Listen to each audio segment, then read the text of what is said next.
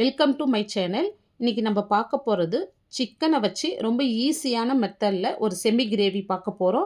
நீங்கள் எப்போவுமே செய்கிறத விட இந்த மாதிரி செஞ்சு கொடுங்க. வீட்டில் இருக்கிறவங்க எல்லாருமே லைக் பண்ணி சாப்பிடுவாங்க. இப்போ நம்ம அதை செய்யறதுக்கு 1 கேஜி சிக்கன் எடுத்து 2 டைம் வாஷ் பண்ணிவிட்டு லாஸ்ட் டைம் மஞ்சள் தூள் சேர்த்து வாஷ் பண்ணியிருக்கேன். அப்போ தான் சிக்கன் நம்மளுக்கு ஸ்மெல் வராது. இப்போது 3 பெரிய சைஸ் வெங்காயம், 100 கிராம் சின்ன வெங்காயம் எடுத்துருக்கேன். இப்போ இதை நல்லா நைஸாக அரைச்சி எடுத்துக்கணும். இப்போ ஒரு மிக்ஸி ஜாரில் நம்ம பெரிய வெங்காயம் எல்லாம் இந்த மாதிரி ரஃப்பாக கட் பண்ணி எடுத்துக்கலாம். சின்ன வெங்காயம் அப்படியே சேர்த்துக்கலாம். தண்ணி எதுவுமே சேர்க்காத இதை நல்லா நைஸாக அரைச்சிட்டு வந்துடலாம். இப்போ பாருங்கள், உங்களுக்கு பார்க்க சொல்லே தெரியும் எந்த அளவுக்கு நல்லா நைஸாக அரைச்சிருக்குன்னு சொல்லிட்டு. இப்போ இது ஒரு சைடு இருக்கட்டும். இப்போ ஒரு பேன் வச்சுட்டு ஆயில் சேர்த்துக்கலாம்.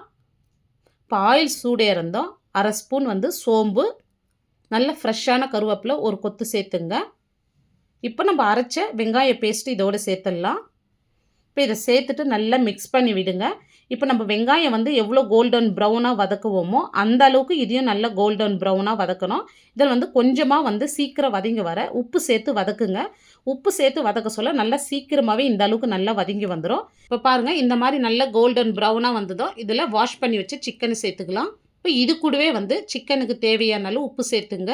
எப்பவுமே சிக்கன் சேர்த்ததுமே உப்பு சேர்த்துருங்க. அப்போ தான் சிக்கனில் நல்லா உப்பு பிடிச்சி சிக்கன் சாப்பிட்றதுக்கு ரொம்பவே டேஸ்ட்டாக இருக்கும். இப்போ இதிலே ஒரு 1/4 ஸ்பூன் மஞ்சள் தூள் சேர்த்துட்டு நல்லா மிக்ஸ் பண்ணுங்கள். ஃப்ளேம் கொஞ்சம் ஃபுல்லாக வச்சுட்டு இந்த மாதிரி மிக்ஸ் பண்ணி விடுங்க.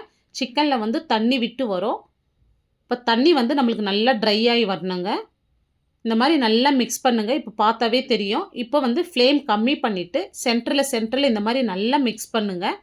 சிக்கன் நல்லா இதிலே பாதி அளவுக்கு வெந்து வரணும். இப்போ பார்த்தாவே தெரியும் சிக்கன் பாருங்கள் எந்த அளவுக்கு வதங்கி வந்திருக்குன்னு சொல்லிட்டு. இப்போ இந்த டைமில் தான் நம்ம இஞ்சி பூண்டு விழுது சேர்க்கணும். நீங்கள் ஃபஸ்ட்டே சேர்த்துட்டிங்கன்னா அடி பிடிச்சிடும். சிக்கன் நல்லா அந்த மாதிரி சுருண்டு வதங்கி வராது.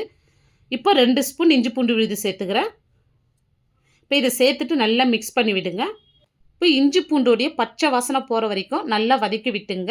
இப்போ ஃப்ளேம் கம்மி பண்ணிவிட்டு ஒரு தட்டு போட்டு மூடி விடுங்க. இப்போ 2 நிமிஷத்துக்கு அப்புறம் இஞ்சி பூண்டோடைய பச்சை வாசனை போயிட்டு சிக்கன் இன்னும் நல்லா சுருண்டு வதங்கி வந்திருக்கு பாருங்கள். இப்போ இந்த அளவுக்கு நல்லா சுருண்டு வதங்கி வரணுங்க சிக்கனு. இப்போ இதில் 2 table spoon chilli powder, 1/2 spoon தனியாத்தூள், 1/2 ஸ்பூன் மிளகுத்தூள் சேர்த்துட்டு நல்லா மிக்ஸ் பண்ணி விடுங்க. இந்த ஆயிலே நல்லா மிக்ஸ் பண்ணி விடுங்க. இப்போ இந்த காரம் இந்த சிக்கனோட நல்லா மிக்ஸ் ஆகணும். ஃப்ளேம் கம்மியாகவே இருக்கட்டுங்க. ஃப்ளேம் அதிகம் வைக்காதீங்க. இப்போ இந்த டிஷ்ஷுக்கு ஃப்ளேம் கம்மியாக வச்சுட்டு தான் இனிமேல் செய்யணும். இப்போ ஒரு தட்டு போட்டு மூடி விடுங்க. ஒரு 2 நிமிஷத்துக்கு அப்படியே இருக்கட்டும். சென்டரில் இந்த மாதிரி நல்லா மிக்ஸ் பண்ணி கொடுத்தேன். இப்போ சில்லி பவுடர் சேர்த்து மசாலா பிடிச்சி நல்லா சிக்கன் வதங்கி வந்திருக்கு. இப்போ கொஞ்சமாக தண்ணி சேர்த்துக்கிறேன். எனக்கு செமி கிரேவியாக வேணும். திக்னஸ் பாருங்கள். இப்போ இந்த அளவுக்கு திக்னஸ் இருந்தால் போதுங்க. இப்போ சிக்கன் முழுகிற அளவுக்கு மட்டும் தண்ணி சேர்த்தா போதும். உங்களுக்கு கிரேவி பக்கத்துக்கு வேணும்னா உங்களுக்கு எவ்வளோ தண்ணி தேவையோ அந்த அளவுக்கு நீங்கள் தண்ணி சேர்த்துங்க. இப்போ மீடியம் ஃப்ளேமில் வச்சுட்டு தட்டு போட்டு மூடி விடுங்க.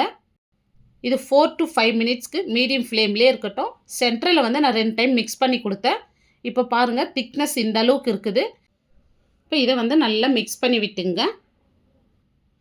இப்போ இதில் 1 ஸ்பூன் கறி மசாலா சேர்க்குறோம். கரம் மசாலா இல்லை, கறி மசாலா. கறி மசால் பொடி 1 ஸ்பூன் சேர்த்துங்க.